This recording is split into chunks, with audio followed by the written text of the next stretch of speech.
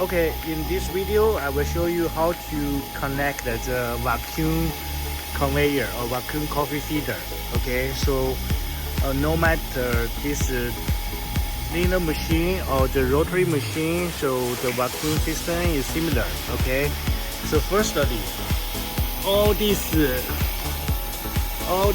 parts are connected with the quick connector. You see, quick connector. You just need to pay attention. This is one layer, first layer, this is second layer with this pipe. Okay, and this is the third layer with the valve.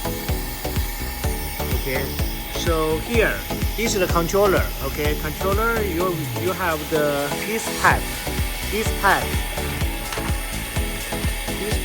coming from the air compressor directly. Okay, and then these air pipes, you see, from here, you connect it here. They are different size. So you just find here. This is 3 area to connect the right one. Okay, so this is smaller one connected to here. This one, and there is a smaller one. This one connected here. And this is another one. Okay, so this is after installed.